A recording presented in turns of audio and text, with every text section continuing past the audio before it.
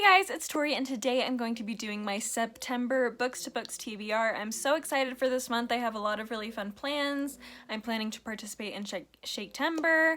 I'm also planning to participate in the Magical Readathon hosted by Book Roast. She just created a whole new world that we're going to be exploring through this readathon over the next several years, and I'm really excited about it. I will link her announcement video down below if you're curious about it, but I will be participating in that. However, I'm not going to say what books match which prompts right now, just because with school starting and stuff, I've been so busy I haven't really had a chance to look at the prompts for that very much, and I just decided to just kind of get the Books to Books TBR out of the way. So I'm going to kind of end up looking at the Magical Readathon prompts after, and hopefully I only need to read 2 of the prompts. So hopefully at least 2 of the books I need to read this month will work with some of the prompts in that. If not, I may have to try to throw something else in or maneuver things around, I don't know, but we will do our best. Anyway, beyond that, I actually don't have any housekeeping things to do, so let's just get right into the rounds. Okay, so we're going to begin by setting out my must-reads for the month, and for this month I technically have 2, but I'm only going to put 1 out, and that's because both of them are pretty short. So I kind of want to give more of a chance to have some other options. So I'm only going to be putting out Henry VI. This was going to be all of the Henry VI plays by William Shakespeare. I'm hoping to read this for both Shaketember, and it's also part of my reading goals for the year. So I would really like to get to it in the month of September since it has that readathon going on. I may also try to get to another Shakespeare play during the month for it, like one of the ones that is being discussed by the hosts, but as of right now I'm not totally sure what I'm going to do with that, so we're going to just stick with that for now for Shaketember. And then I think I'm actually going to just do non-classics for the rest of the month, just because I have Victober coming up in October, so I'm definitely going to be reading primarily classics in that month. But also, like I said, I will be reading Henry VI. One of the other books I need to read is Northanger, Abbey. I'm doing a reread of that for an in real life book club that I'm a part of. And then I also will be finishing off He Knew He Was Right. I will mention all of those more in depth later on in the video. But because I'm reading all 3 of those classics and I know Victober is coming up, I want to really try to get in some non-classics this month as well. So I'm just going to do all 7 of the rest of my options as non-classics. So first of all, we have A Year of Ravens by a multitude of authors. Then we have Fools and Mortals by Bernard Cornwell. That will work really well for Shaketember as well. The Paper Daughters of Chinatown, which is a book I've heard great things about. My Dark Vanessa, which is a release from last year that I've been dying to read, so that's really exciting. Hamnet, another great read for Shaketember. The Hazelwood, kind of a fun fairy tale YA. It's been a long time since I read YA, so that could be really fun. And last, we have The Bear and the Nightingale. So really good options. I'm excited about all of those, would be happy with any of them. So let's see what the first prompt is. So we got highest rated, which means I need to go look on Goodreads and see if I can find what the highest rated amongst these books is on Goodreads. And surprise, surprise, Hamnet is the highest rated amongst these on Goodreads, which doesn't surprise me at all because it is such a well-loved book.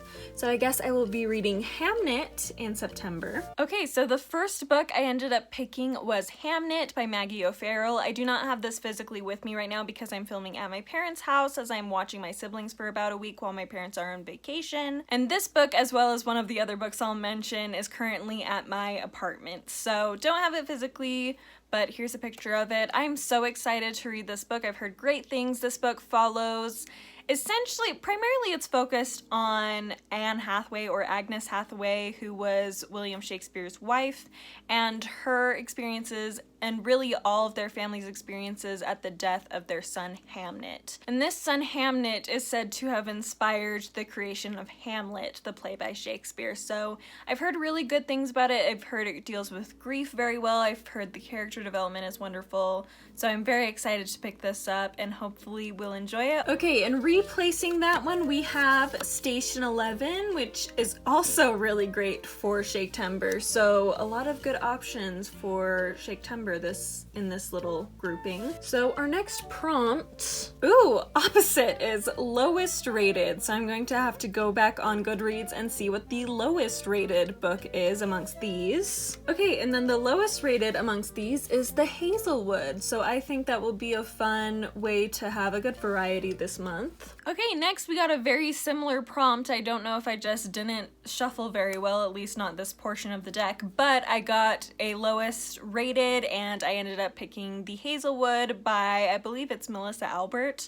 Here's the cover. Once again, this is the other book on this list that I currently have at my apartment. So I don't have it physically with me, but I'm excited to read it. It's a good fairy tale kind of retelling-esque story. I believe we follow a girl whose grandmother, who she's never really met, has died, and this grandmother is famous for writing these dark fairy tales, and she has this kind of secluded, creepy house in the middle of the woods that, once again, the granddaughter has never been to, but her and her mother end up inheriting this house, but the mother is all concerned. She really wants to just sell it and get rid of it, and mysterious things start to happen. So I've heard very mixed things about it, which is probably why it's the lowest rated amongst those books that I had out, but it is one that I'm very curious about, and hopefully will just end up being a fun read. I'm hoping I at least, give it like a 3 stars. I at least have a fun time with it, so we'll see how it goes. Plus, the cover on this is beautiful. Okay, replacing that, we have The Witches of St. Petersburg, and once again, I'm not gonna switch any of these out. They all sound fine. None of them are too long. So we'll just stick with them and we'll see what our last prompt is. Most recent purchase. I need to think about this because I'm not totally sure which one is my most recent purchase. Okay, I'm going to be totally honest. I'm not sure which one is my most recent purchase, but I'm guessing it's either A Year of Ravens or The Witches of St. Petersburg. So I'm going to go with one of those, and I think I'm gonna go with A Year of Ravens just because, I don't know, I'm feeling in a good mood for that, I think. Okay, and then the last one I got was A Year of Ravens by Ruth Downey, Stephanie Dre, E. Knight, Kate Quinn, Vicky Alvier Schechter, Ja Turney, Russell Whitfields, with an introduction by Ben Kane. So this is a group of, I don't want to say short stories. It seems like it's kind of a group of little novellas almost, where each one is from the perspective of a different character within this world of Boudica's rebellion. So if you don't know, Boudica was a queen in the early Britain period during the Roman Empire, and her family was attacked by the Romans, and so she retaliated. And so she's a pretty famous queen of the time, and not much is known about her. So this is kind of a novelization of Boudica's rebellion from the perspective of several different characters. So I'm not sure if it starts necessarily with Boudica, but it does say a calculating queen foresees the fires of rebellion in a king's death. A neglected slave girl seizes her own courage as Boudica calls for war. An idealistic tribune finds manhood in a brutal baptism of blood and slaughter. A death-haunted druid challenges the gods themselves to ensure victory for his people. A conflicted young warrior finds himself torn between loyalties to tribe and to Rome. An old champion struggles for everlasting glory in the final battle against the legions. A pair of fiery princesses fight to salvage the pieces of their mother's dream as the ravens circle. So it sounds really interesting. It's covering the whole of Boudica's rebellion. This is actually a self-published book, but I've seen really good reviews for it on Goodreads from those who have read it. So it's one that I'm really looking forward to picking up and hopefully will enjoy. Okay, so on top of those 3 books, we do have sort of 3 other books. One of them is half of a book, but it's a long book, so it kind of feels like a full book. So let's go through them. Like I mentioned, Henry VI is one that I intend to read all 3 parts. I will probably end up doing like on weekends, just listen to one play at a time and just, yeah, listen through the whole thing and hopefully enjoy it. We'll see how it goes. If you don't know, this is William Shakespeare's retelling, I guess, of Henry VI's life. He was a king of England who was seen to be very weak. In fact, there's a very high chance that he had some sort of mental illness, possibly schizophrenia. At least that's what it seems like to me whenever I learn about him. But because of this perceived weakness in him, this spurred on the Wars of the Roses, which is a time period I've talked a lot about on this channel. I read a lot about it. I really find myself fascinated with it. So I'm really excited to get into these. I've heard mixed things about all of them. I know a couple of them. I think the second part 2 in particular is seen as not being as good, but there's also some love for it, especially from people who enjoy the Wars of the Roses, so I'm excited to get to those. Then I will be rereading Northanger Abbey by Jane Austen. I am rereading this for a book club, an in real life book club that I have going called A Year of Jane Austen. It just started, and we're reading one of her books every 2 months, and we're reading them in order of when they were written. So starting with Northanger Abbey. This one, I'm going to be honest, because of how big my TBR is at this point, and because I'll also be doing school and other things, I think I'm going to be listening to this on audiobook, so hopefully that will end up being a good experience. This is my least favorite of Jane Austen's work, but I still enjoy it, and I'm very curious to see if my opinion changes at all on this reread.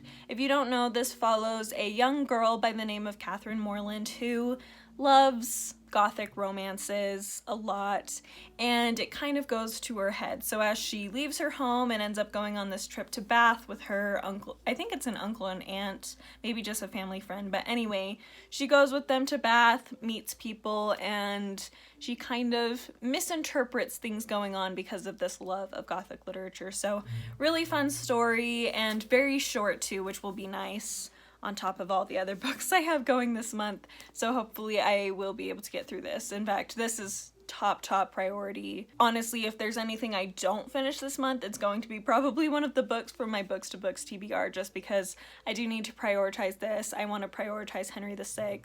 Although, to be honest, I may be able to get away with not doing Henry VI. We'll see. And then I have one other book that I'm going to mention that I'm going to be halfway done. I'm filming this a little bit earlier in the month, but I should be about halfway done by the end of the month, and I'll be finishing it off in September. And that is He Knew He Was Right by Anthony Trollope. This is a chunky book, but as you can see, I've broken it up to read just portions of it every day. So I'm reading about 20 to 26 pages a day. And so far I'm really enjoying it. Not as much as I enjoyed The Way We Live Now. I liked that a lot better, at least so far. The ending could surprise me, but there were just a lot more characters, which with the length, I feel like it needs more characters in order to really compel me. And so I feel like because this doesn't have as many characters, and just by nature of the type of story it is, there's not like a ton going on, it makes it a little bit difficult. But I do find every time I struggle to pick it up, but every time I do pick it up, I do get really engaged in it. So this primarily follows a married couple who is struggling, and that's a very basic description, but basically the husband, he doesn't believe that his wife is cheating on him, but he's just struggling with his lack of control over his wife, and his wife is very headstrong and stubborn in good ways and bad ways. And so it's very much a story that's kind of frustrating, just in the fact that this marriage is falling apart when it really shouldn't be. Like, it's falling apart due to pride and due to, honestly, some unnecessary societal pressures, and as well as disparity between the genders really is impacting this marriage. And it's a fascinating look at gender roles and in the Victorian era, and how people were starting to recognize that things were wrong with them.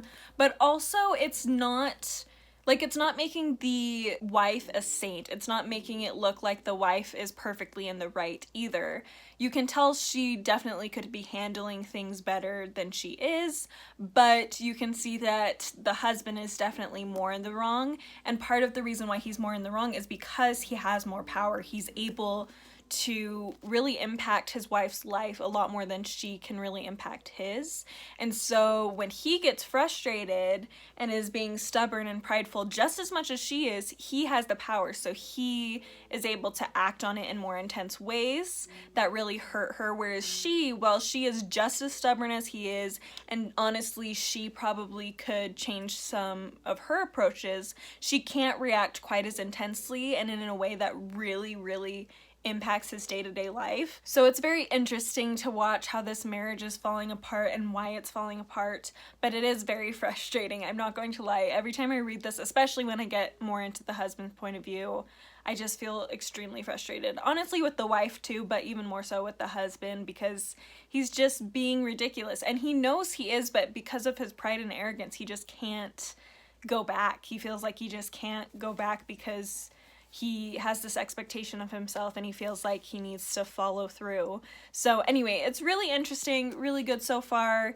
And right now, as you can see, I'm not nearly halfway through, but like I said, I still have like a week left in the month, so I should be to the halfway point by that time. So anyway, and then I'll read the other half in September. So definitely we'll finish this then, and this is a top priority for goals purposes. But other than those, that is all I plan to read this month. Hopefully it all works out. I would love to get to all of them because I'm honestly really excited about all of them. I think especially with having Northanger Abbey being an audiobook, and then Henry VI I'd probably listen to just periodically, although again, I may end up, even if I just get to one of the Henry VI plays this month, I'll feel good.